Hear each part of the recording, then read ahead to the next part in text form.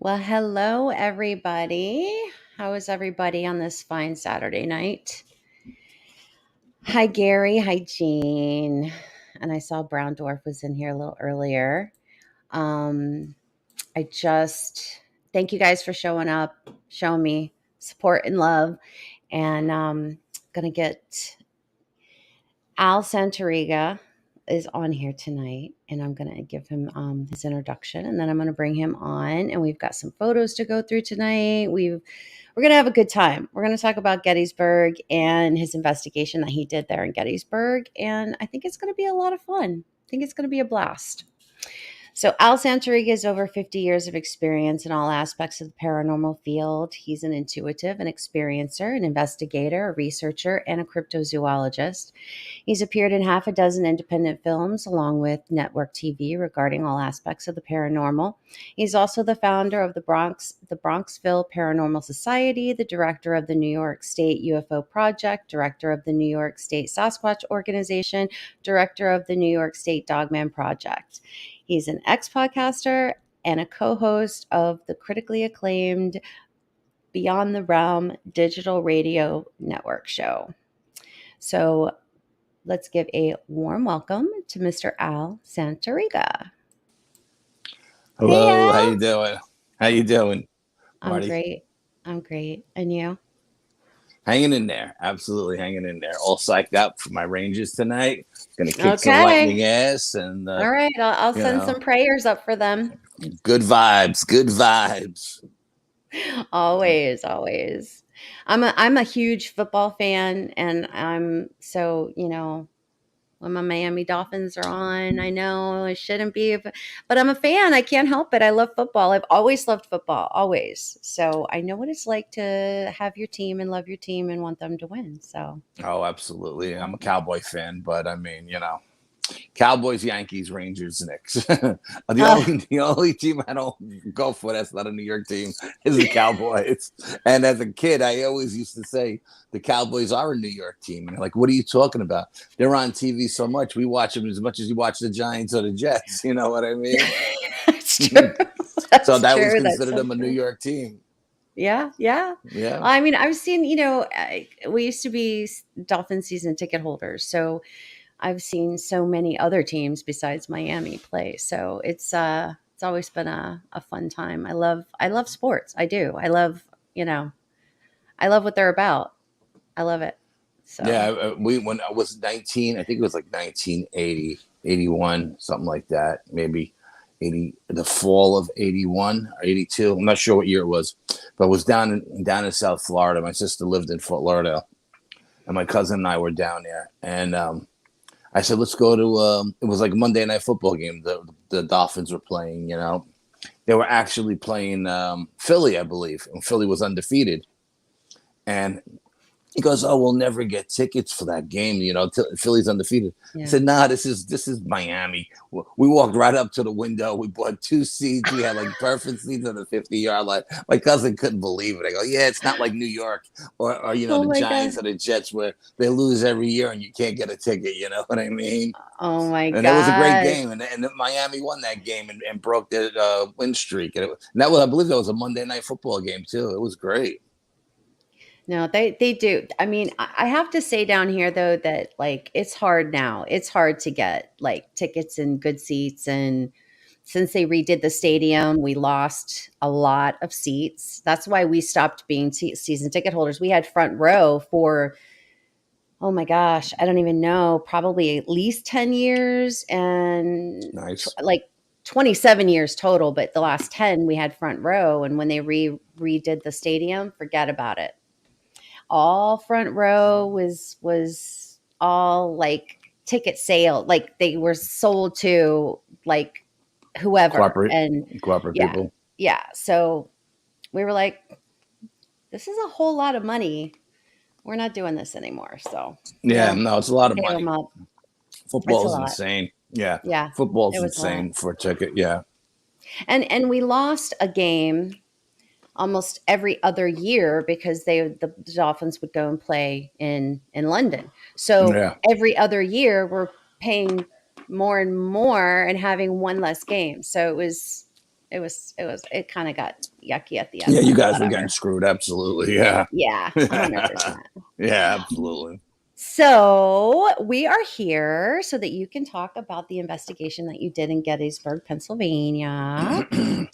Yeah, no, Gettysburg was great experience. So, yeah, I mean, I've been dying to get out there for the longest time. Hmm. Got a lot of friends who are from Pennsylvania, Jersey, and they're always out there, and they're always like, "You got to get out there. You got to get out there." So last year, my wife and I decided to go out there on vacation for the summer, and we got a hotel right across the street from the battlefield, and we went on all the ghost tours and stuff, and we had a lot of interesting stuff happen to us along the way. Yeah, I mean, it was definitely very very cool. I wanted to get out there for the Gettysburg Bash, but that was like we had just left when the bash was coming up, so I wasn't going to drive. It's like a 5-hour drive. I wasn't going to drive back for the bash when I was just there like 2 weeks before. So Hmm. I didn't go back, but my partner Brian went back. He went for the bash, and he got to meet like a lot of our friends that we know over the internet and podcasters and stuff like that. But I don't think he did it. He didn't do any investigating while he was there because he was there with his wife and kids, and it was more family oriented for him. With Hmm. me, it's just me and my wife, so I get to do everything I want when I want to do it because it's just me and her. No, that's awesome though. That like, does she join you and when you do your investigations, does she like it? She loves the paranormal, and she's always had experiences in the paranormal, That's but she awesome. doesn't like to go out with me or my team. Or like I've dragged her out a couple other times. Like I got a lot of friends that have teams, and every now and then they'll invite me out and they'll say, hey, why don't you come here? And I'll say, okay, can I bring my wife? And I drag her out every now and again, and we go, and she comes out and she enjoys it, but she likes to do things just me and her. Like she likes to keep her experiences private. It's just one on one, and she doesn't like to be around a lot of people. So, Mhm. but it is what it is.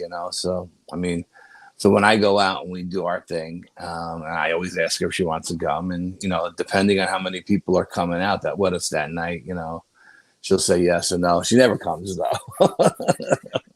Like how many people are going? 4? Oh, no, that's too many people for me. I'm not going. But that's I that's who she is. If it would have been just Yeah, like me and her, she would yeah, she would she would jump at it. She would love to do it. Yeah. right, right.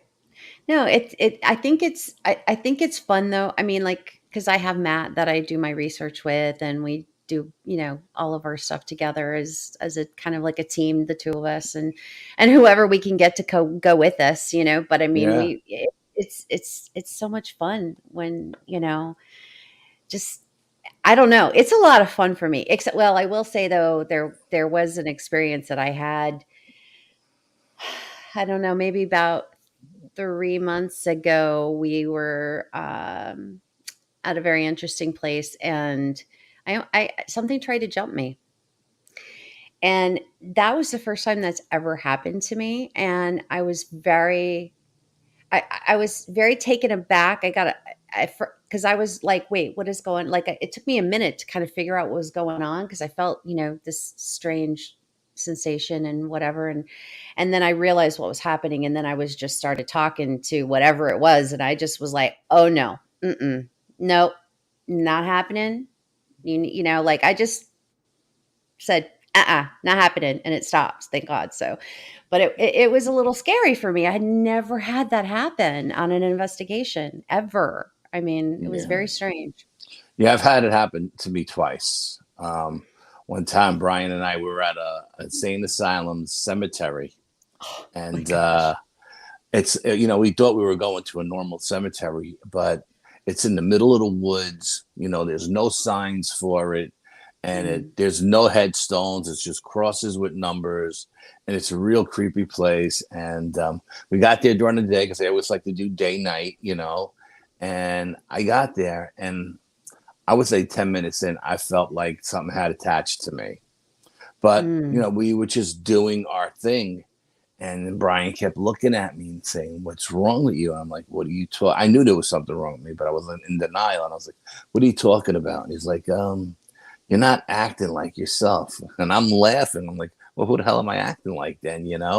And he's like, "No," he goes, "You don't even look like you." I go, "Well, who the hell do I Wow. look like?" And one thing after another, and we went around, and I felt that I had an attachment. And then we left to go get dinner. We were going to come back when it got dark. And when I left, we broke the attachment broke off. You know what I mean? I guess it Mm. just could. I don't know if it was attracted to my energy or what. I didn't feel Right. like it was negative in any way, shape, or form. Although we did capture on the handy cam as we were walking along. Sorry, what a crazy night this was. I mean, it was a crystal clear night. Okay, crystal clear night in November, and I'm walking around with the handy cam, and all the dogs in the neighborhood are going crazy, just barking insane, and something does a whoop, not a whoop, a growl or a bark, or just like this most insane bark that you ever heard. It was just so big and so powerful and so unbelievable that all the dogs in the neighborhood shut up. Okay. Wow. And I'm walking around with this handy cam, and Brian goes, "Did you hear that?" I go, "Nope." And you hear me on a recording go, "Nope," like that, right? And when we play it back, you can hear something go, like it was right in between us. Oh, And wow. then we were walking, towards the woods. It was being drawn into the woods, and our car was parked on the other side of the street on a different part of the woods, and but it was like directly where we were walking. We were walking in the woods, and we found this structure. Like, the whole time we're there, we're not seeing anything. Nothing is sticking out. I do a tree knock, and it's like the veil is lifted from my eyes, right? And I'm being drawn into the woods. We're being drawn into it, and we find this structure. And the only way to describe it is it looked like an umbrella, like the ribbon on an umbrella, right? Hmm. There was this giant oak tree with other trees stuck in it, and it went all the way around. And Wow. the trees that were stuck in the giant oak, they had to be 60 feet long and humongous, but none of them were touching the ground. They were like 8 feet, 10 feet in the air. And we're looking at this and we're like, what the hell did this? And Wow. so we're in there, we're in there, and we're filming and we're doing all kinds of stuff. And these guys come in on a quad runner. They must have seen us walk in with our headlamps, right? They come in Okay. with and as soon as you get there's a big monument to all the dead people that were buried there. And we use that monument as a base to our back so that nobody would be able to see us set up, because the monument would block our lights, our UV lights, and all that other stuff.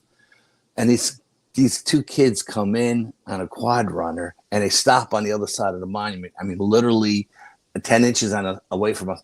And we can hear them talking. Where did they go? Which way did they go? I don't know. Let's just find them. And they go driving off into the woods with this quad. And we watch the lights drive all around all the woods. And it comes back down. And now they see us as they come down. So we stop them. And they're like, "What are you guys doing?" And we tell them we're a paranormal team. We're doing an investigation. And, we'd like to interview you. And they're like, "No, no, no. We're not being interviewed. We're getting out of here. And they leave. Okay, they leave.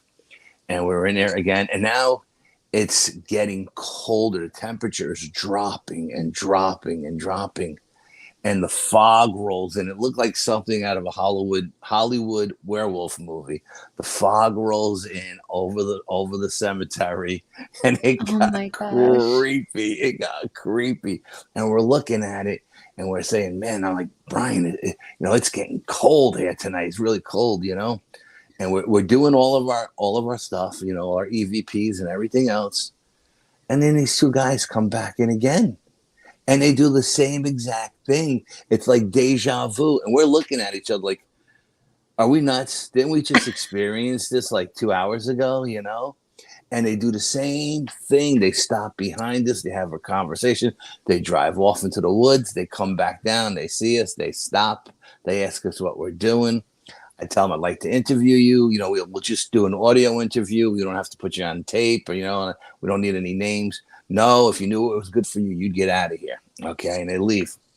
So we're sitting there, and we're just like shaking our heads, man, this is crazy. Because we were told when we did the investigation at the insane asylum, we actually spoke to the security guard. And the security guard said, if you want to see some crazy stuff, go down to the cemetery. I was down there one night patrolling, and 3 beams of light came up out of the ground. So, Oh, wow. and then they said when that came up out of the ground, they got in their car and they got out of Dodge. You know what I mean? So we said, okay, we got to go there. But so anyway, we do all this investigation. We're there the whole night, and we're leaving, and our car is parked across the street because there really isn't a parking lot or anything. It's just this one street light and a trail, like a jogging trail or a game trail.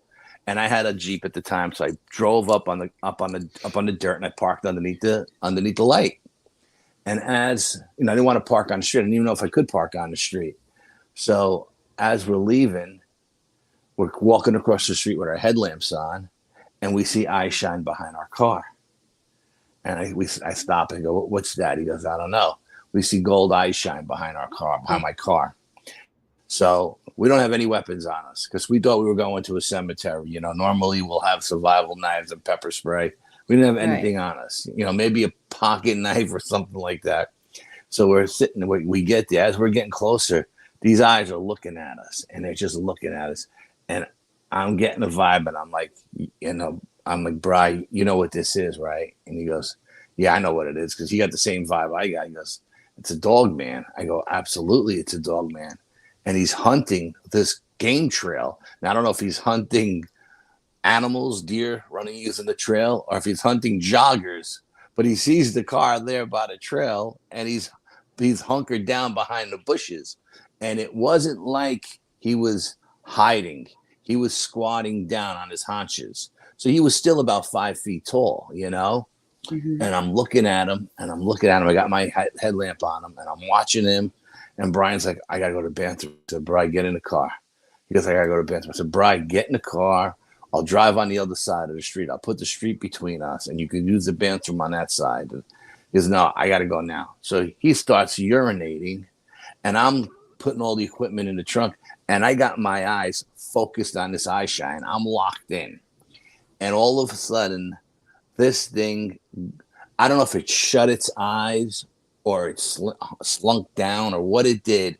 It disappeared.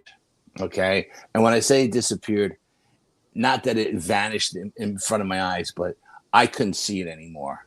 And the vibe I got was that it was crawling towards Brian.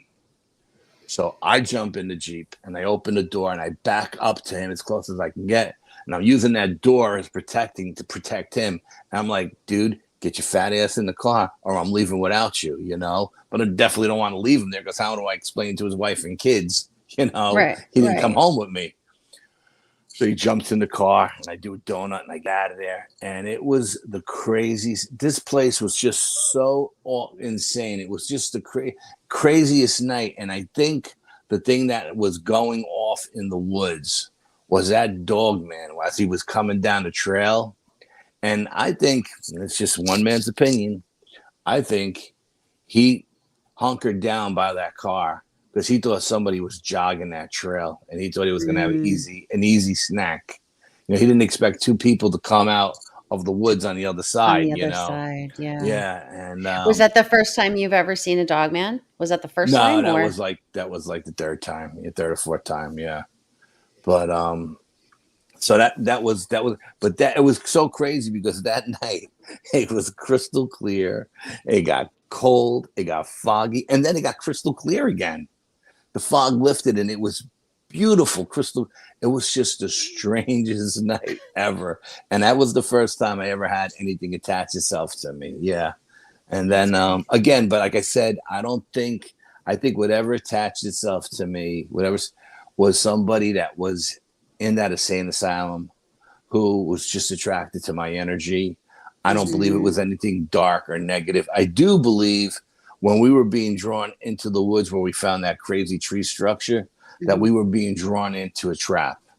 And I said, bro, I got a bad vibe about this. I think we should back out. I don't like the Mm-hmm. vibe I'm getting here. A little voice in my head is saying, you're being set up Something's for it. up. Yeah, I did not like the vibe. So he agreed with me and we backed out of there. And we ended up going to the diner to get coffee and something to eat. But man, that was a crazy night. But getting back to Gettysburg, so we took the tour on Gettysburg and we went out the first night, my wife and I.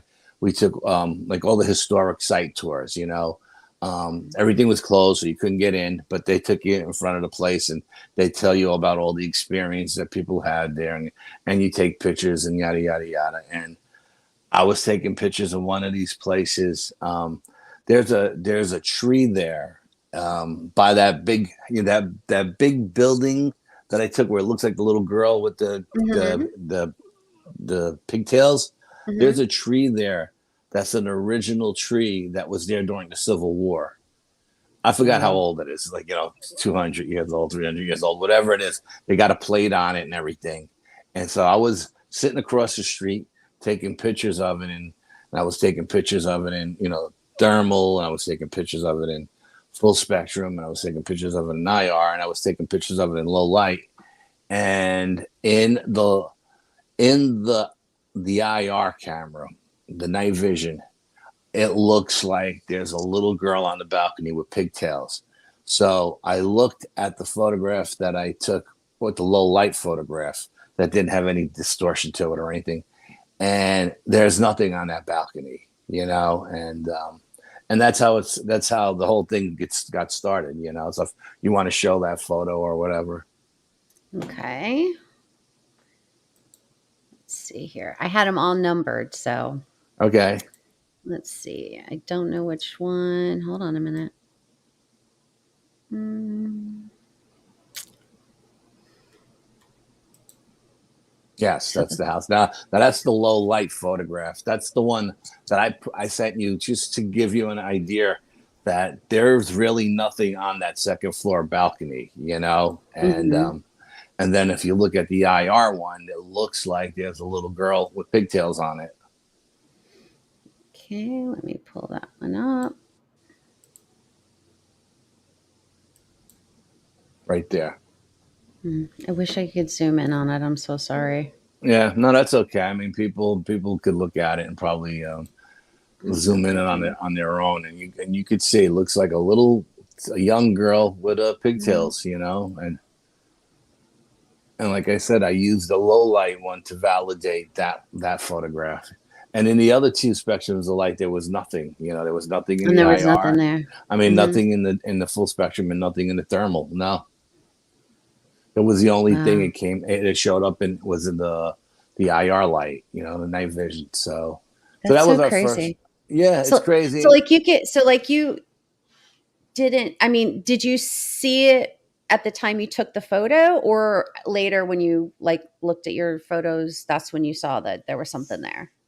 Yeah, no, you know what? When I do this stuff, I do everything, and then I don't look at anything until I get home. Like I didn't look at any of the Hmm. photographs while I was there. I waited till I got home and I put it on the computer, and I was able to look at it on a bigger screen, or I'll attach the computer to the TV so I can get because I'm old and I'm blind, so I can get a good look. But yeah, no, I don't look at anything when I'm there. But I definitely did not see it at the time I took the At the photograph. No. time.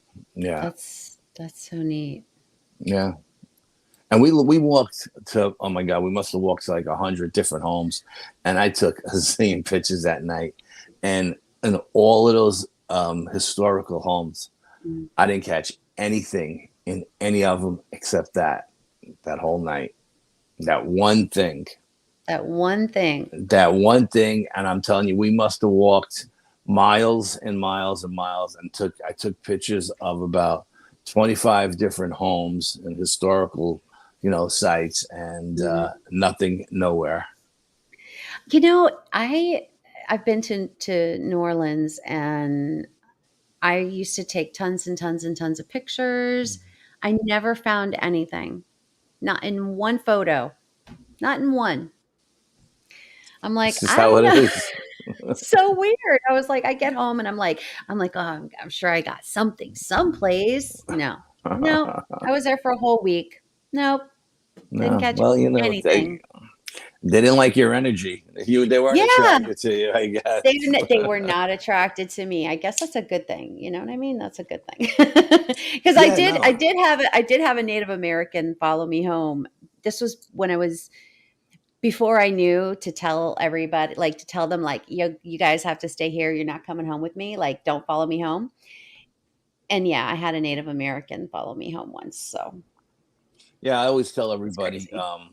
when you go on an investigation, always sage yourself. Protect Hmm. yourself. Sage Hmm. your equipment before and after, because you're using that equipment to make contact, and these entities can attach themselves to a camera as To easily as anything. they can attach themselves to a doll. You know what I Yeah. mean? Hmm. So Hmm. I always sage before and after, and I always tell everybody, when you go into the woods and you're doing investigation, whether you're squatching or you're looking for dogman or whatever you're doing, protect yourself spiritually and physically, because there is so much things. There's so many things in the woods that you can't even wrap your mind around all the stuff that's in there. You know what I Yeah. mean? And Hmm.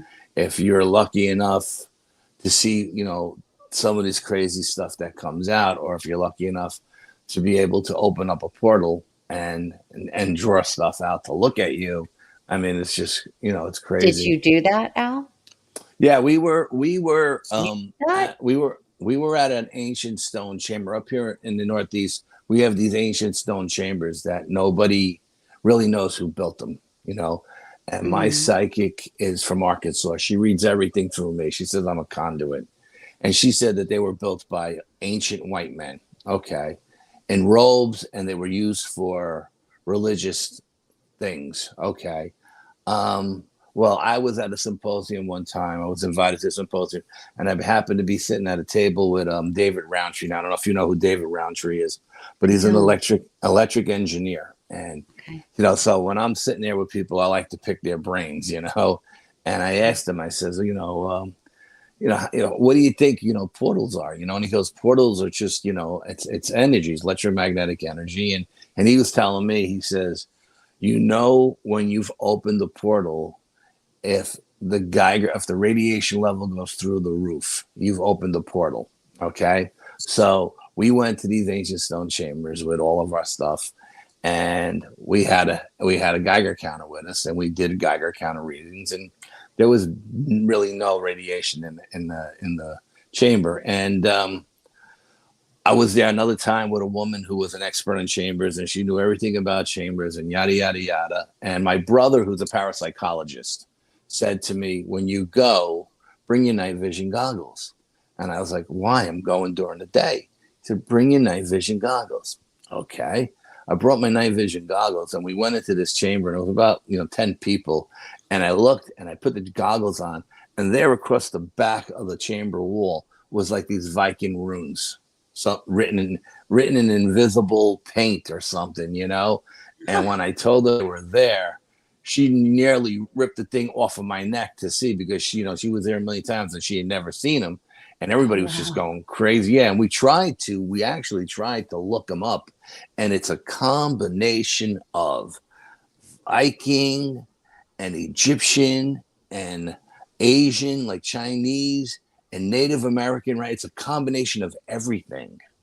All every little thing, Mm. it belongs to something else. It's just crazy. But anyway, we go in there, and I got my digital thermometer. One thing about these chambers, it doesn't matter if they're in the sun or if they're in the trees or under the woods. They're all 68 degrees. Doesn't matter which way they face. If they face east, west, north, south, they're all 68 degrees. So we go in there, and we got I don't know if you seen the Skinwalker Ranch last year, where the rabbi Mhm. was doing his stuff, and Yes. all the colors changed in the in the Yes. in the house. Yes. Okay. Well, fast forward to us about 10 years before that. We're in this chamber, And we have certain tools that we use that changes frequencies and vibrations and stuff like that. So we hit the chamber with this tool that we're using, and you can feel everything changing in the chamber. I'm filming in thermal, and it's going from your regular, like blues and reds and yellows and stuff, and it's getting this swirly purple color, and we look at the Geiger counter, and the Geiger counter is through the roof. I Oh mean, it my was gosh. probably dangerous for us to be in there, but I wasn't going anywhere. And I was like, no, let's keep going. Let's keep going. And I had my back to the door, and I was filming the chamber, just going around and looking at all these colors swirling and stuff, and you can feel the energy, like the electric magnetic energy in your fingertips, on your tongue, everywhere. You could feel it, Wow. and something peeked in from outside the door. Like, it was on, here's the door, it was on the inside of the door, but it came out of nowhere, and it leaned in to look at us. And Brian was facing me, and I was facing him, and he seen the outline, like a shadow figure. And he Oh my goes, gosh. turn around. He goes, turn around with the camera. Turn around with the camera. We got a shadow I got figure. Something's chills. peeking in. So I turned around, but as quick as I turned around, it went back into the stone, and it was gone. It wasn't like it Wow. was outside looking in. It was inside looking in, but there was nothing in there with us but us, Oh And my then goodness. we were like, okay, maybe we should leave now. It's getting, the energy, the radiation is getting really high. Brian's like, look, it's getting dangerous. We got to get out of here. And I was like, okay, let's get out of here. Did you ever go back? Oh, we go back all the time. Yeah, we're always doing stuff in there. Absolutely, yeah. I mean, these chambers are notorious for these creatures going in and out of them. Some people see these like little Wow. 3-foot hooded creatures with red eyes go in and out. Like Really? we got a report of a county police. He's seen 3 little figures with hoods and red eyes go into one of the chambers. And this chamber just happens to be built into a mountain where they used to mine iron ore, that's attached to a giant reservoir that they see UFOs come out of. Okay. So this cop is doing his speed trap thing, and he sees these 3 little figures waddle in, and he's like, he thought they were kids going in, to the party or whatever. So he went in to get them out of there, and they were gone. There was nobody in there. He Wow. was like, I guess I know I seen three figures go in here. Another guy at this other chamber is a little bit weirder. It's got this really small door, like it's like a 3-foot door. All the rest of them are like 6-foot doors. It's got like a 3-foot door, and it's almost like dome shape. It's not like a regular chamber. And we were in there, and my psychic said, had her read everybody before we went. And she said, there's 2 people that can't go because there's something there dark that will attach to them, And so I said, well, can they come and just, take pictures from the woods? And she's like, no, because it's not attached to the woods of the chamber. It's just attached to the land, and they can't go. So we had to leave them behind. They weren't happy, but I left them behind. And we went in there, and we're filming. And I throw on the night vision goggles, and there in one of the stones, and I hand to God, was an image of the devil himself. And it looked like it was chiseled into the stone, like something you would see in the ancient Rome, And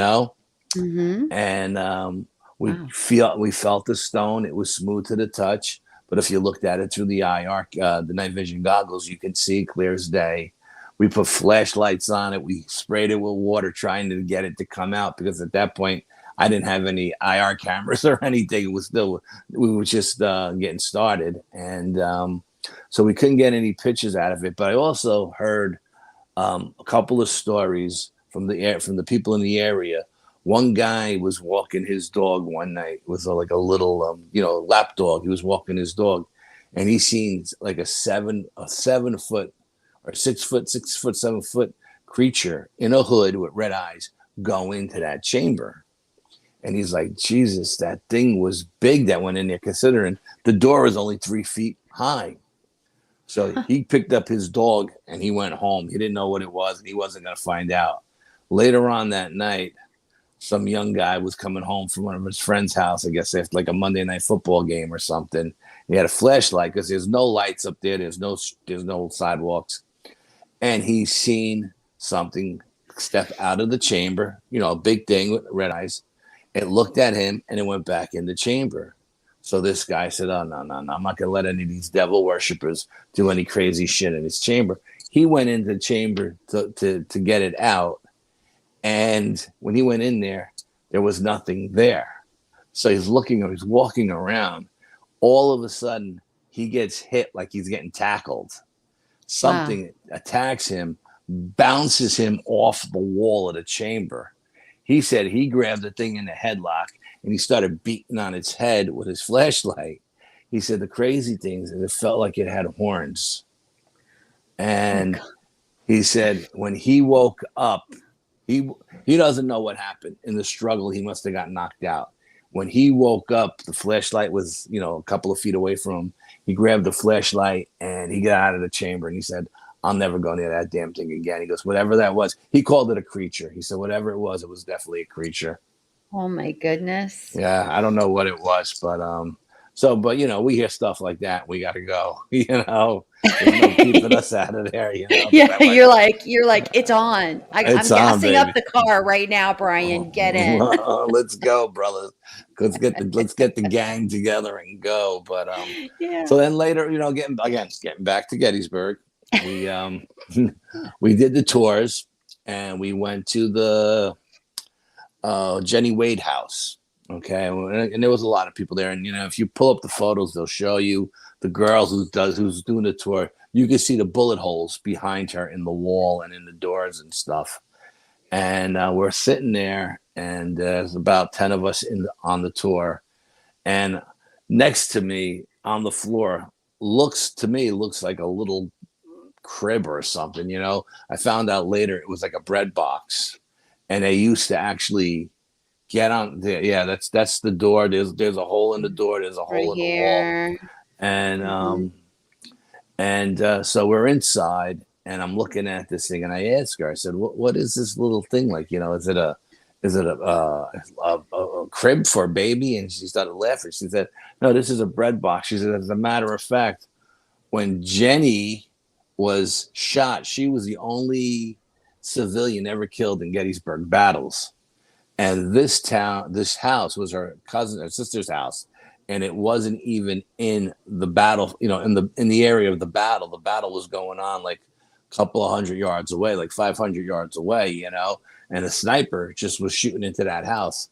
She was literally on her hands and knees rolling bread when she got hit, and they had the door open that led to the next room, so the bullet went through the front door, through a second door, and then hit her and killed her. Now, while I'm standing there and the girl is telling the story, I feel somebody yanking on my shirt down by my hip. And I'm like, is there like a little kid running around over here or something, Right. And then she goes on to explain that Jenny was on the floor on her hands and knees rolling dough when she got shot. And it felt like she had just gotten shot and she was reaching up for me to help her up because I felt somebody yanking on my shirt, and it was right there in that area. Yeah. So, but that was the only thing that happened in that house as well. So then, you want to show the photo? I could, Let's see. There was one more there were two that you sent me from Jenny Wade. So there was. And here's the other see that one. thing right there? Now that thing I thought was like a crib or something, but that was that was a bread basket, and she was on her hands. And you see this door right here? That's the door, the second door that the bullet went through. And she was on her hands and knees rolling dough when she got killed. And this door was a little bit more opened when I was standing over there when the woman was doing the tour. And I felt somebody yanking on my shirt, like trying to either have me help her up or trying to stand up on her own. Hmm. Yeah, that was crazy. That is crazy. Yeah. I mean, I didn't catch any image of anything in that photo, but I definitely was touched there. Yeah. Wow. All right. Let's see. Do you want me to start with photo one? Sure. Let's go back Let's to see what we photo got. one. Yeah, this was the Okay. first one. All right. So this is a battlefield across the street from the hotel that I was staying. Um, my wife and I went over at night when it got dark, and I set up the cameras and I just pointed them in the fields, and I was taking pictures and all different spectrums of light, seeing what we could get. And in this spectrum of light, which I believe is thermal, I seen something at the wood line. It looked like there was a soldier there at the wood line. So as you go, you'll see I took it again. I believe I took it again in IR. And in IR, yeah. See if Mm-hmm. I sent you the other one too. I think there may have been one more that was actually like a close up. Yeah, I think you did. Let's see. I tried to blow it up before I sent it to you. Yeah, and you could see now. To me, that looks like a soldier with like a something around his chest, like maybe a pouch for bullets Mm-hmm. or powder or something like that. Yeah, And there's it, definitely some like clothing on for sure. yes, yeah, he's definitely got a uniform on for sure. There's no doubt about it. He's got a It's uniform on. amazing. Yeah, it's just but when you're taking the photos, you don't really see anything. You don't. It's like you don't see it at the same. Well, again, I don't really look for stuff after I take it, but I mean, when I'm aiming the camera and I'm Mhm. looking at one area of the field and I'm snapping pictures, I'm not seeing that. Because if I would Right. have seen that, I would have made a beeline over there. You know what I mean? You would have been like, So I'm hey, they'll out. I'm over go. there. They'll go. Yeah, absolutely.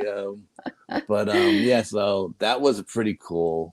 And then if you go to the other photos, a Mm-hmm. different section of the battlefield. Yeah, now That's the that first one one. that one is in full spectrum, I believe. And that was I believe I sent you a better one of this too, a better blow up one.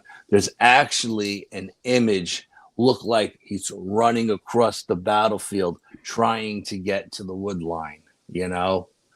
Um, and if you blow it up, you I can wish I see like could. I can't. you Darn could it. see like the left leg is up in a running position, you know. It's very, very crazy to think that, you're catching these ghostly apparitions in the field running. There it is. There it To is. me, right there, it looks like his left leg is up and he's Yep. running across the battlefield. Yep. Yeah. Right? Yeah. 100%. Yeah. And it looked like he was trying to get across the field without getting shot and getting to the tree line. Yep.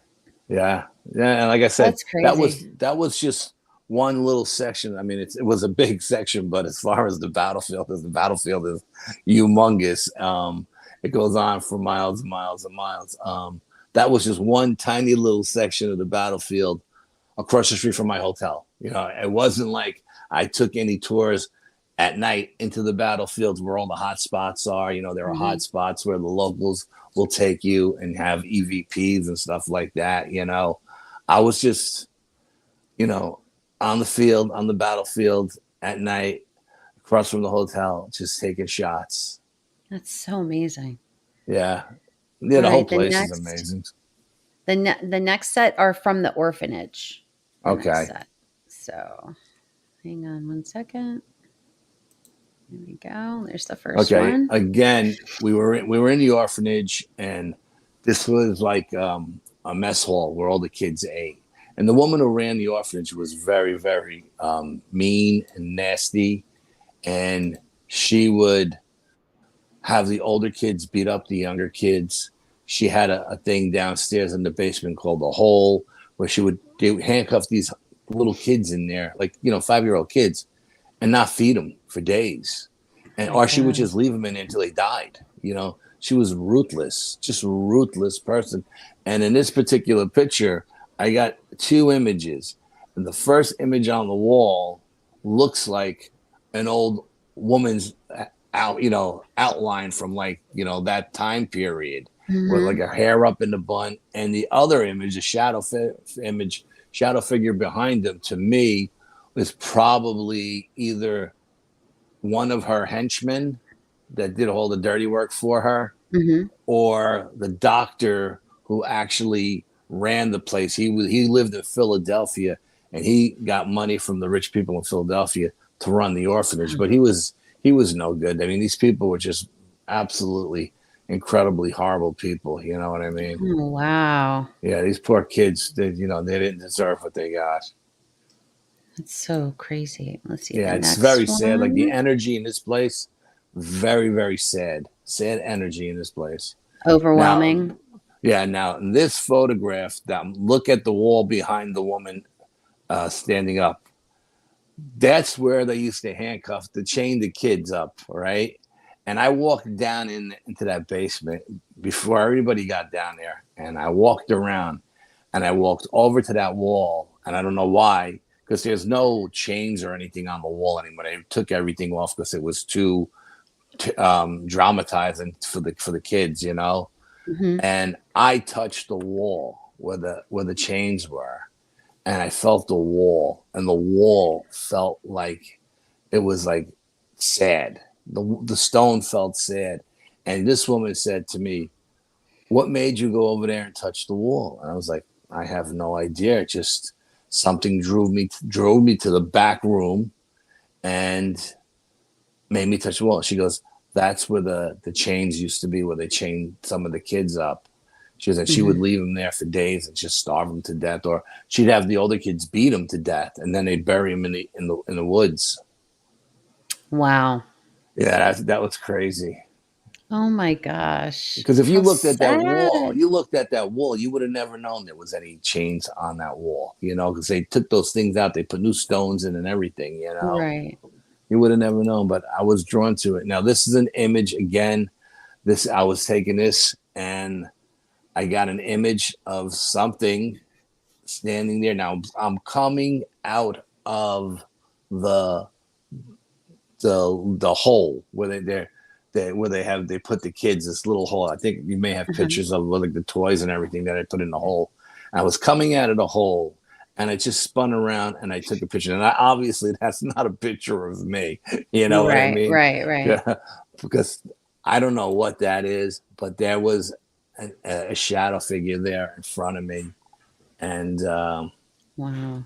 yeah, Let's I see. The mean, next the next one I have, I think, is what you were talking about, yeah, where the this is the toys actual are. hole where the toys were. Yeah, I mean, and to Mm-hmm. get in there, you had to climb in through like a little hole, almost like a small basement window kind of thing. Uh-huh. And then they would just throw them in there, and the older kids would climb in and chain them up, and they would just leave them in there in the darkness for weeks at a time without any food, without any water, and just I can't or they imagine. would go in there and just beat them to death. That is so awful. Yeah, but I guess because the less kids to feed, the more money she had for herself. Oh, that's mm. All right, let's see.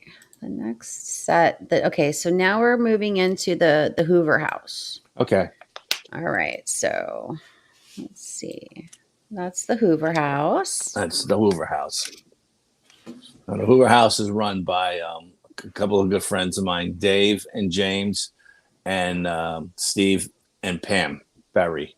They're the keepers, and they invited us, and they said, "Al, you got to come. It's like 20 minutes out of Gettysburg," and they said you got to come and you got to visit. You got to do the Hoover House.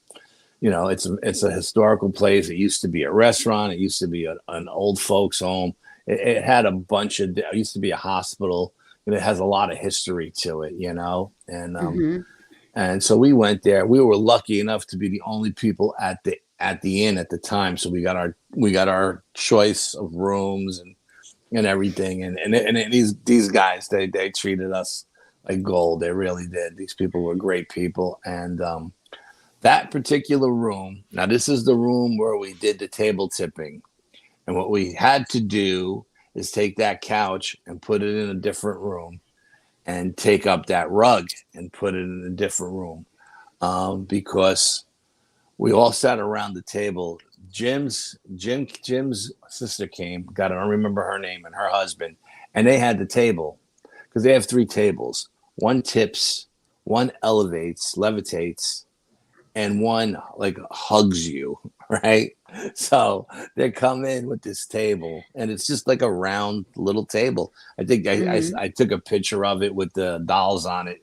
There's a picture of it, I think, and they're carrying it like a pizza box. So as they walk past everybody, my wife is looking underneath to see if there's any wires, because she doesn't believe that a table is going to tip, And so we get there, and they explain to us this is the way it works.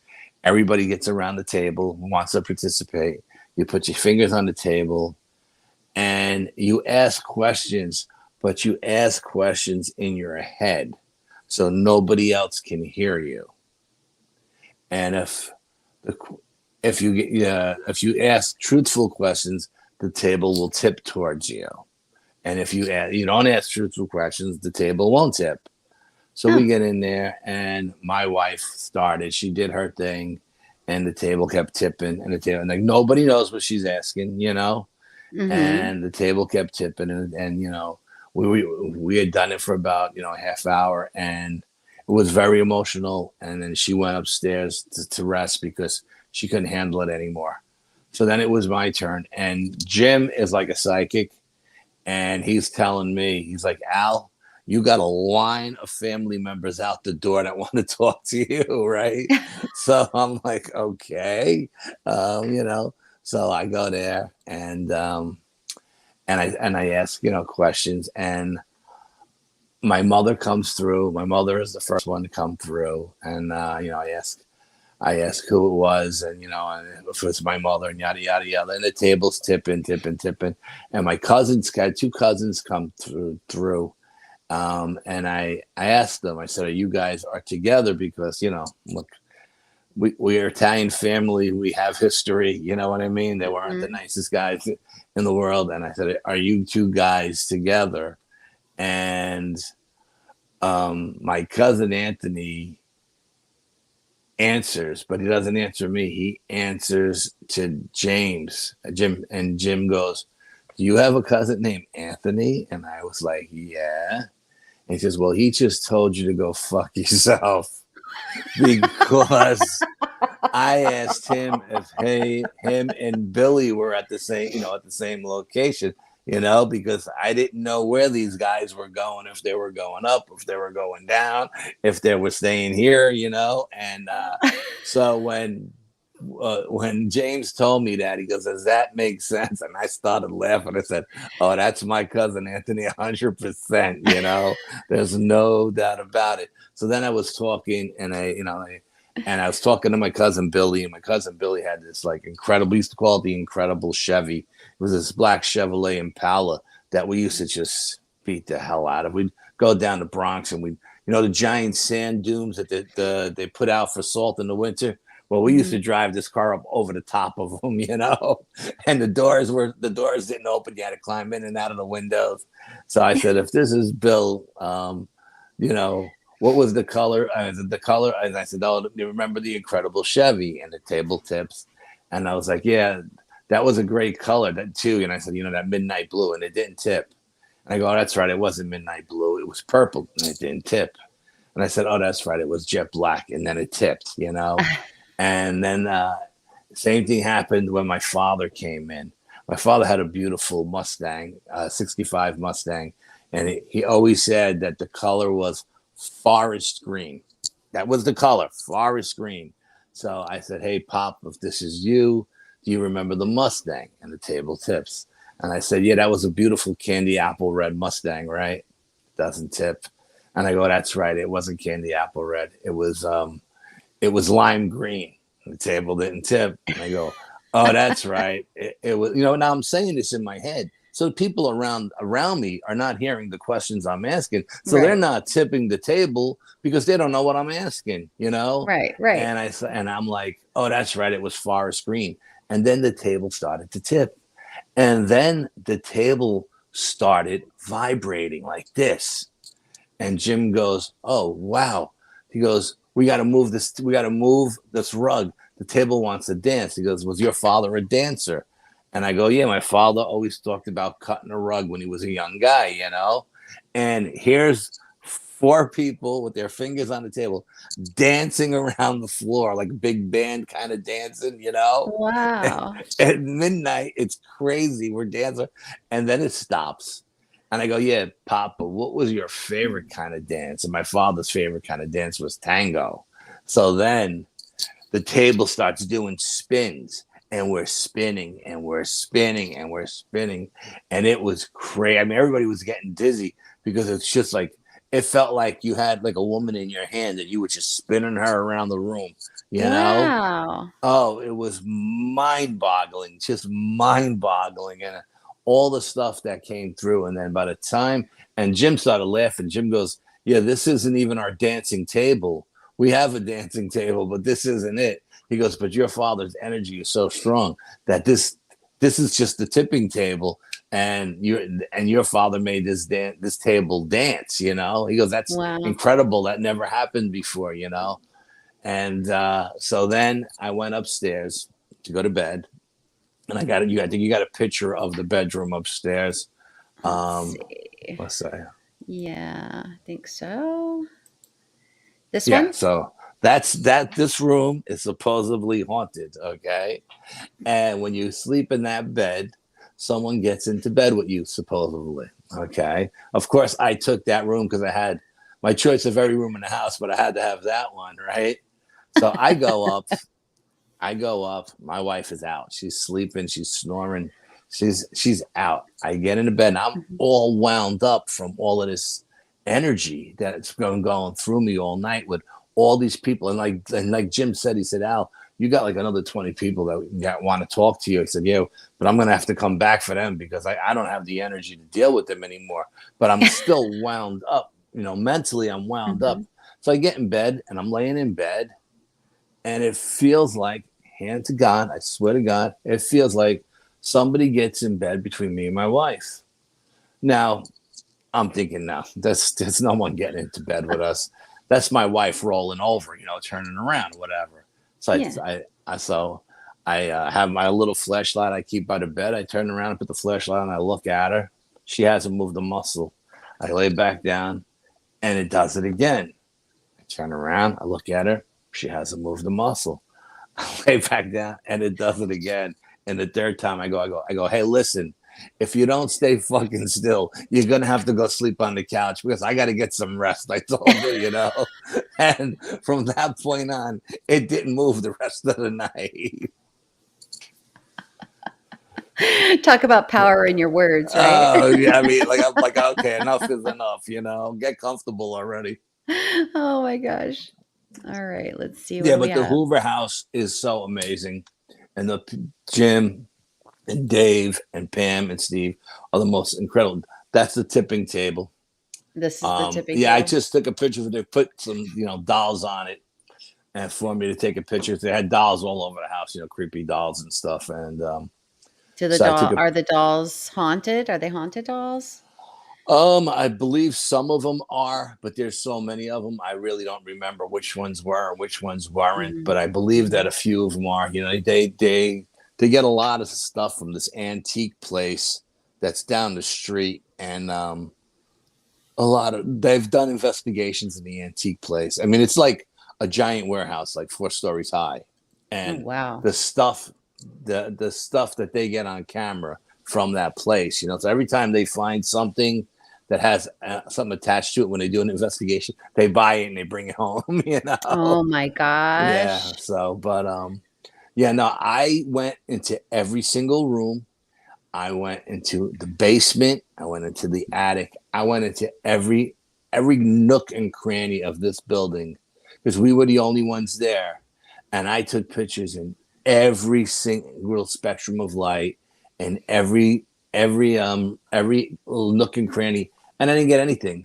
I get absolutely nothing. They were like, "I don't believe you didn't get anything." And I was like, it's just, it is what it is. Now that there is an exorcist. Um, that's a real exorcist thing from a priest that they knew who gave it to them, and it's been used in exorcisms over the years in Pennsylvania. I think it came out, if I remember correctly, it came out of Philadelphia, the Archdiocese of Philadelphia, and yeah, so that's a real exorcism box. Kit. Or I don't, yeah, kit. Maybe you want to call it kit, whatever you want to call it. Yeah, but I didn't go nowhere near it. You know what I mean? I didn't touch it. I didn't want nothing to do with that thing. I gave So it a lot of room. now I know you have a lot of experience with all these with all this stuff. 50 years, more than 50 years. So when they do exorcisms, right? When they're doing Mm-hmm. their exorcism, like I mean, can the demon do they banish the demon like gone, or is it go does it just go someplace else? Like what happens? Well, you can't kill a demon. Okay, so what happens is you banish it to another location. Now, I was at a symposium in Jersey. What was it called? The Jersey Para-Unity Symposium a couple of years Mm. ago, and I was talking to John Zaffis, the haunted collector. Oh yeah, yeah. Uh-huh. Okay, now, and we were having a discussion, and I asked him. I said, just out of curiosity, John, you've been doing exorcisms a long time because he's related to the Warrens. He's like the son-in-law or Uh-huh. whatever, right? And he Mhm. says, yeah, I've done a lot of exorcisms. It takes a lot out of you, and yada, yada, yada. I said, have you ever run across any of these demons anywhere else? And he goes, all the time. He said he had just done something in Boston one summer. And that in like June, he had done an exorcism in Boston, and they banished this demon from this person that was attached to. He said, and then at the end of the summer, early fall, he was in Manhattan. Like on September, there was a symposium in Manhattan, and Mhm. he's just walking down the street, like the barrio, right, the Bowery, and there's all these homeless people laying in the street and whatever. And one guy gets up and walks over to him and says, "I know who you are, John Zaffis." And John looked at him, and he said he could Oh. tell by the look in his eye that it was the same demon that he had just gotten rid of out of somebody in Boston earlier that year. He said, and that's happened to him Wow. a couple of times. And when he told me that, it freaked me out. I was like, oh, dude, that's way above my pay grade, Yeah. That's nuts. Have you ever gone to the Conjuring House? No, but I met the people who owned it. 2 years ago, I was at a symposium called Spooky Connecticut, and the young couple who they had just bought the house at the time, and they were Mm. they were presenting there as well. And you know, I was talking to them, and they invited me up, and then we went into like a back room, and they were telling me all this like private stuff, like stuff that they don't talk about in public about, like Mhm. that's happened to them and their family, and their kids. Right. And he said, he says, my son won't even go to that house. He says he's had such bad experiences there. He won't even go and hang out like on the grounds. He said, but if you ever want to come up with your team, just let me know. But now I believe they just sold the house to somebody else. So Man, I don't know. That's I don't know. I it would take a lot I got no for me to desire to do. go to places that got dark things attached to it. Like I Yeah, will never, I will that's never go. I will never go to Bob Mackey's. You can keep Bob Mackey's. I'm not going there. I'm I not had a going to friend of the. mine that did an investigation. She went to Bobby Mackey's, and yeah, she it was pretty interesting. Will never go to the Hinsdale house in Hinsdale, New York. Had my psychic read the energy, and she said, it's You're like, no there's a way. Native American curse on the property, and actually, what was his name? Oh man, I forgot the guy's name. He used to be in Ghost Adventures with those guys, and then he went off on his own. He went there. I can't think of Nick something, Nick Golf or something like that. He I went can't. there. Yeah. He went there, Mm, and he got an attachment. And when he went home, he had to go man. to the church and get an exorcism. He goes, that place is no joke. And I was like, I don't need to go there. Like my cousin called me up one day and said, look, I'm thinking of going to the Hinsdale house. What do you think? And I was like, don't do it. You don't need that shit in your life, bro. Don't do it. Don't go looking for trouble.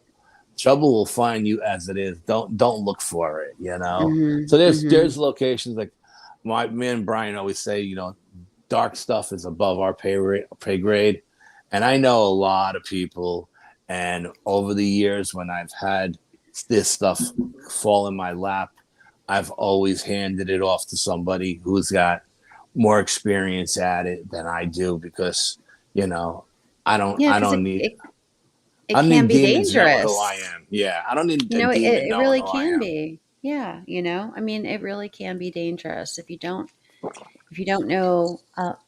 Guys, I'm really sorry, but I'm a little under the weather tonight, and my nose is running, and my sorry. So I keep having to like wipe my nose. I'm sorry.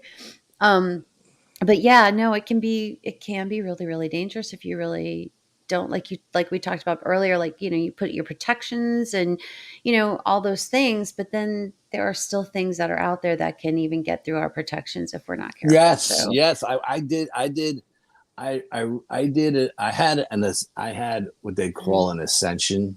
Okay, and I went to an investigation of a restaurant. A friend of mine was doing a restaurant investigation. They invited me out. You know, it's like, hey, could you do me a favor? Could you work the first floor for me? You know, and I got somebody working the second and I'll work the third. And I was like, yeah, no problem. mhm, And he happened to have a psychic that we knew. We know we're friends of ours. And I hadn't seen this woman in a year or so. And she lives in a haunted house. And I got some crazy stuff in her house. But I walk into the church. I walk in, and she turns to me and she goes, "Oh my God, Al, what did you do? What did you do?" And she comes running over me and she's like, "Oh, euphoric and stuff." And I'm like, "What are you talking about?" I shaved my head, you know? And she's like, "I'm not talking about your head." She said, "I'm talking about your aura. Your aura is so bright. It's insane, you know?" And then I told her about my ascension, and she was like, "Wow, that's crazy." And so then I was there. I had my equipment set up, and I guess there was something there that liked my energy, and it attached itself to me. And I mhm, started getting cold sweats and hot flashes, and I was going to the bathroom, cooling myself down. And equipment that I've had for 10 years, I couldn't figure out how to work it. You know what I mean? And I'm thinking, since this building was from the 1700s, whatever mhm. attached itself to me was from the 1700s. And because it was attached to me, it didn't know what the equipment was. It didn't know how to work it. So I didn't know how to Right. work it. And I actually grabbed one of the other investigators that was there and I said, "Hey, Bill, you got to do me a favor." He goes, "What's up, Al?" I said, Mm. "I don't know how to work my equipment." He starts laughing. "What are you talking about?" I said, I can't, I got an attachment. I can't work my equipment. So you got to take over this, the first floor for me. And he says, "I got it. Don't worry about it. Go sit down." He goes, "He's sweating profusely." Now, an hour later, the psychic comes back down and she looks at me and she goes, "Oh my God, Al, what happened?" And I go, "What do you mean?" She goes, "Your aura it's like dull now." She goes, "Did Oh, some wow. attach itself to you?" And I go, "Yeah." So she starts um, doing all of this stuff. She's pulling all of this stuff out of her bag, and she's doing all kinds of ceremony, cleansing ceremony on me. And I swear to God, I hand to God, I felt the energy come from the bottom of my feet, go up my body, and Mhm. pop out of the top of my head. Like it actually Wow. went poop. And I looked at her and I said, "Okay, it's out. It's gone." And she looked at me and she says, "Okay, you're back." And I said, "Okay, now I'm done. I'm getting the hell out of this building. I don't want to be in this building anymore, you know." And I got out of Dodge. Sure. I was like, "So I'm not doing that anymore. You can keep this building." And she said it wasn't anything dark. It was just something that was That attracted to me, but it was right. just draining me so much Yeah. that I couldn't figure out how to work any of my equipment. Yeah, when I had the Native American follow me home, I knew I knew something was kind of going on. I mean, I never well, I never actually felt anything. It was bothering my dog. Like every night my dog was flipping out, not barking, but just like trying to get in between me and the side of the bed as if she's trying to kind of like protect me over something. And I'm Mm-hmm. like, what is going on? She's never done this before. And it I had to call a couple different people to help me figure out what the heck was going on. And we got it figured out. Sure. And he's in my backyard. He's still out there in the backyard. He hangs out back there. He didn't want to move on and he didn't want to go back where he came from. So he's in the backyard. As long as he's happy where he's As at. long as he's happy, he's happy. Yeah. He's out there. He Yeah. doesn't bother nobody. So I'm like, Yeah. that's okay. He's by the That's lake. He's by the big tree. He's a happy camper now. good. So Good. Yeah. yeah. When I was in one of these, I was in one of these, again, I went back to one of these chambers. There's a lot of these different chambers all over the place. And I was in one of these chambers and I was up there by myself that day. And my sister's like, I called my sister in Florida and I said, you never guess where I'm at. And I go, where? I go, I'm at the chamber. She goes, why would you go there by yourself? I said, I don't know. It's just being drawn to the chamber. I had to go. I felt like I was being drawn. So I went there and I was doing all kinds of stuff, like inside the door jam. The compass was just spinning like crazy, just out of control. Wow. And I'm in this particular chamber. It's built on a Native American mountain, which is holy land. It's called Nina Mountain. And the back of this chamber has a sacrificial, I don't know, bench or whatever, but I don't think I know the Native Americans up here didn't sacrifice anything, but there's some kind of altar or something in the back of this chamber. So as I'm walking around, I'm asking all kinds of questions. I felt a small, warm woman's hand touch my arm. And I felt it was a soft little hand. And I was like, okay, Al, chill out. This is what you're here for, right? And the image I got in my mind's eye was a young Native American girl, and I asked her, had the recording going. I said, how many chambers are in this area?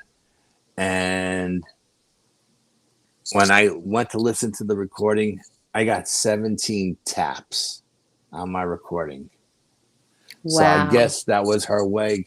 She didn't speak English. I didn't speak Native American. So she tapped the microphone on the recorder 17 times. Wow. And that chamber. That's cool. Oh my God. We were in that chamber one time. And I had a cousin who had just passed away. And he was a musician. He played guitar in one band and bass in another.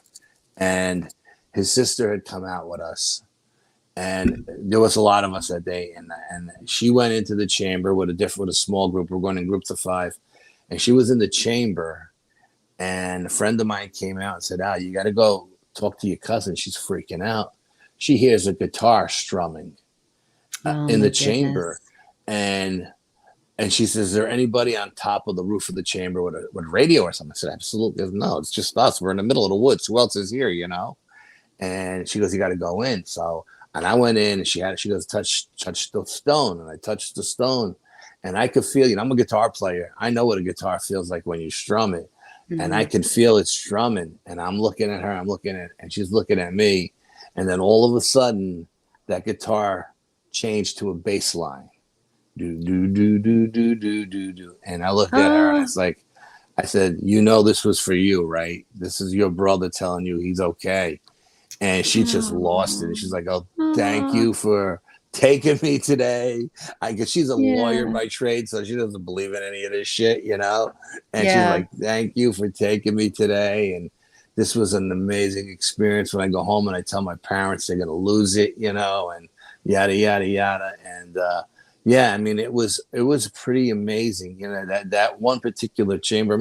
All the chambers are amazing, but that one chamber, I don't know if it's got to do with being built on the Native American mountain or what. That one seems like it's a little extra special, Wow.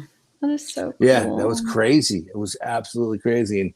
And nobody knew why she was crying hysterical, Right. Everybody can hear the guitar. Everybody can hear the bass, but they didn't know what it meant to her. You know, I Right. was the only one there that knew what it meant, you know. And I said, Yeah. come on, let's take a walk. And we walked away from everybody, you know. And I was like, you know, that was your brother. And he was coming through letting you know he's okay. And she's like, yeah, I know. That's awesome. Yeah, That that is was that was awesome. that was That's awesome. awesome. Yeah. Yeah, I had my friend Amber from Amber's Para World. I can't talk tonight. Um, I interviewed her a couple weeks ago, and it was great because s- somebody that has passed away like came to see her the day that we were going to have our interview that night, and it was funny because she first described him because it'd been many years since I'd even actually thought about this person, and so she just told me about it and described him, and I was kind of like, I don't know who that could be. Like it wasn't resonating with me, you know. And then it as soon as I figured it out, I'm like, oh yeah, now I know who it is, and this is so crazy because like where my computer is, like on the same wall, there's like a bathroom. And literally this like shadow like head thing kind of like came out of the doorway and just kind of like tilted and looked right at me. And I was like, I mean, it happened on the show, and I was like, and she was like, yeah, he told me to tell you boo. Yeah, I'm like, yep, that would be him. He that's was cool. a jokester.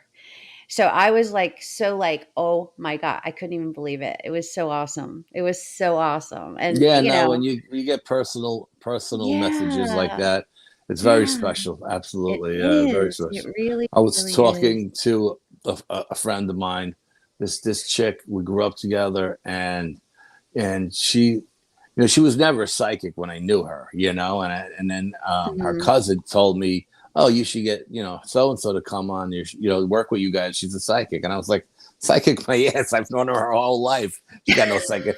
And her cousin was like, no, she's. So I was talking to her, and I was like, what? How did you become psychic? And she said, when her cousin died, her cousin was psychic. When he died, he told her he was passing his gift on to her, Oh, and wow. she got it. Okay. So now I'm sitting in the living room and I'm talking to her on Wow. the phone. My cat is sitting on top of the bureau where the television is, and the cat is looking over my shoulder. And the cat's just like going like this, looking over my shoulder. And this woman says to me, she says, Al, I think your grandmother's with you. I think she's your guardian angel. I said, is she over my right shoulder? And she's like, yeah. How do you know? I said, because the cat is looking over my right shoulder. The cat is going crazy. And I go, but I don't think it's my grandmother. And I go, when she knew my mom was younger, you know. And then Mhm. my parents moved away to Connecticut. So when my mother died, she was this little white hair Italian lady. She didn't remember her that way. She remembered her with dark hair and everything. So she described her. She described her right down to the dress we buried her in. And I was like, Wow. that's my mom. And she's like, oh my God. She goes, well, your mom is with you. And it's funny because a couple of weeks later, I was talking to another psychic that I know out of Canada who's world renowned. She does a zillion things for the Travel Channel. And Mhm. I was sitting in that spot on the couch and I was talking to her because my team psychic was sick and she couldn't do the reading. So I was asking this other woman to do the reading for me. And again, the cat is sitting on the coffee table looking up over my shoulder. And this woman says to me, Al, your mother's with you all the time. She's over your shoulder right now watching you. And I was like, yeah, I know. Someone else already told me the same thing, you know. So she That's just so validated what sweet. the other girl said, you know. So So sweet. yeah, it was pretty interesting that, you know, my mother is always with me. So it is what it Well, is. I know that you have a game you want to get to. Yeah, absolutely. Thank you. Thank you No, so much no, it was for a lot of being here fun. tonight. Yeah, I we got to do it. You got to come back again. Except next time you come, we're going to talk cryptids. Is Okay, that okay? Is that absolutely. okay with Yeah. you? All Awesome. right. All Awesome. right. Thank you, Al, so All much. right. Good night, Have a Marty. Thank wonderful you. night. Thank Thank you for you. having me. Thank you. Let's go, Rangers. Go Rangers. Good night. Good night. Ciao. Hey, everybody. I just wanted to thank you guys so much for coming tonight. I'm sorry. I'm sick, not feeling well. Um, yes, I'm going to be honest. I was exposed to COVID. I hope I don't have COVID. I'm hoping this is just allergies. I don't know, but I'm not feeling that great. um, I just really want quick. I want to just go through, like, I know I saw Sandra, I know you're here. North Alabama Cryptid, Ruger, Hiker X. Um, who else? Who else? Who else? Ida, Jean, Gary. I think I saw Batmom was in here earlier. Miss Dina, thank you. Brown Dwarf, thanks guys for coming tonight. I know it's I'm sorry, I'm just kind of like just not feeling myself. Um, send me some prayers. I need some prayers. I need to not have COVID. That's what I need to not do is I need to not have COVID. Thank you guys so much. Um, oh, hey Jen, I didn't see you. Okay, I see you now though. Hey Jen. Um, I do I'm sorry, I can't even think straight, guys. I'm so sorry. I've been trying to like get rest all day. It just kind of didn't work for me. Next week, I am going to have on Ruger Ridge. He is going to come and we're going to just like kind of have a conversation about paranormal experiences he's had, Sasquatch, all that fun stuff. So I know you guys know who Ruger Ridge is, and I'm excited. I can't wait to talk to him and have a conversation. I absolutely love his videos. I love his channel. I love it when he does like an hour long like rainstorm and stuff. Like I love that stuff. I enjoy his channel so much and I cannot wait to talk to him. So I'm like super excited about that. So you guys, I want everybody to have a wonderful week. Thank you again so much for being here and supporting me. I appreciate every single one of you so much. And do you guys have any questions for me? Do you guys have any questions for me? I am going to hopefully do a show kind of where um, I'm hoping to, I really want to add a second show. Don't know what night I'm going to do it on yet, but I do want to have a second show, I think. And it's just going to be me talking about a topic of the week and interacting with you guys in the chat. So I just don't know what day is going to work out better for me. I'm finding it a little difficult to try to have an interview with a guest and then transition into a topic of the week.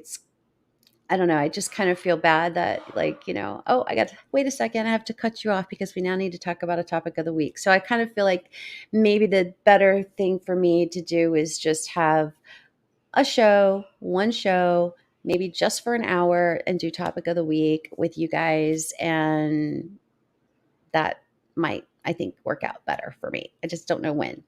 Oh, I do want to mention, I know I did see Connor in here earlier too. I did see Connor. I think I saw Matt someplace, but we had such a blast at the Southwest Florida Skunk Ape Conference. We had a blast last weekend. Dina, got to meet Dina. She's so amazing. I can't wait to hang out with her more because she doesn't live too far away from me. So I'm excited about hanging out with her. And I also think I might be going on an investigation next weekend too. That might happen. It depends on how I feel next week though.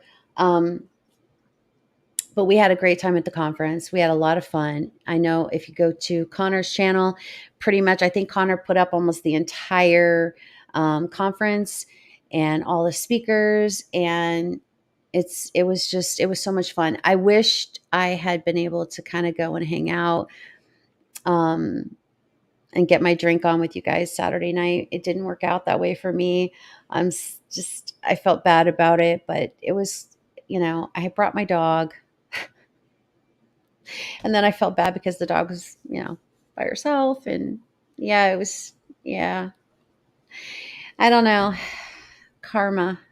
I tried, guys, but that's okay because everybody lives not very far from me, so we can always get together anytime we want. We really can if we just plan a little ahead.